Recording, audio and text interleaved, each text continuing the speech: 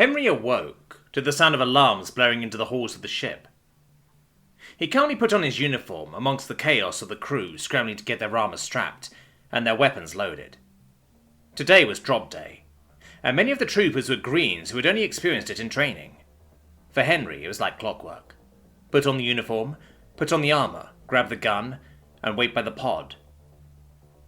The helmet chafed against Henry's forehead.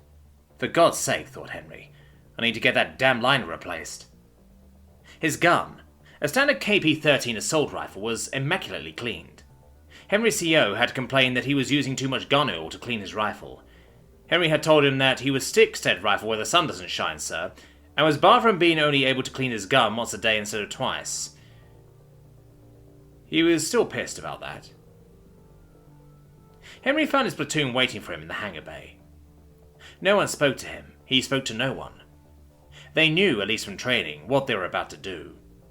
The army was on the back foot on Hermes Prime.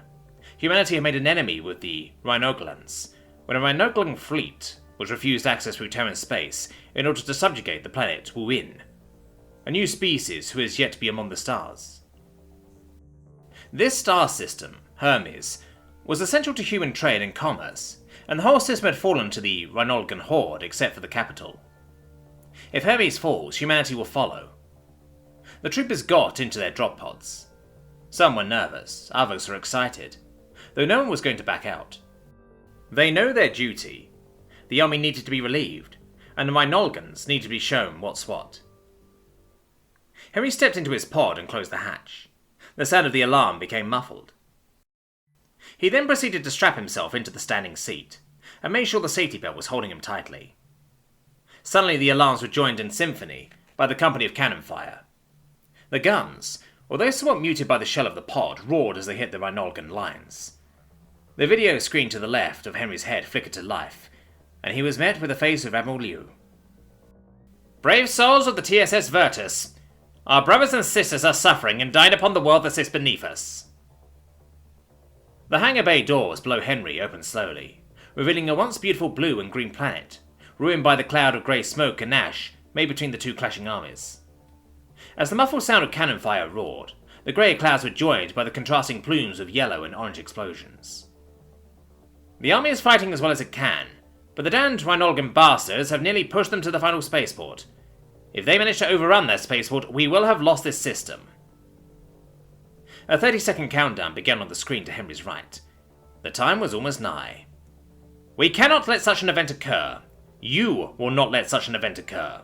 You, the troopers, must on the bravery of our ancestors before us. You must fight for your brothers and sisters. You will fight for humanity." 3, 2, 1, 0. The suspension holding Henry's pod let loose, and propelled him toward the planet at a speed faster than most can comprehend. Something was odd about this pod, thought Henry. It was oddly peaceful up here. The once muffled sounds of the atmosphere were now completely silent. Henry set his gaze at the TSS Virtus, and watched as it melancholically sent salvo after salvo into the ruined planet below him. There was no sound in the void, and yet the stars seemed to sing a somber tune to Henry, as if the universe were watching a tragedy unfold. The song Henry felt was then interrupted by the atmosphere. The pod groaned in pain and was met with the flicker of flame enveloping the outside layer. Henry held his gun close to him, the adrenaline pumping through his veins, his head beating like a drum of war, as if the warriors of humanity's past were roaring for the blood of any enemy who stood before him. Crash! The pod door flew open. Today was drop day.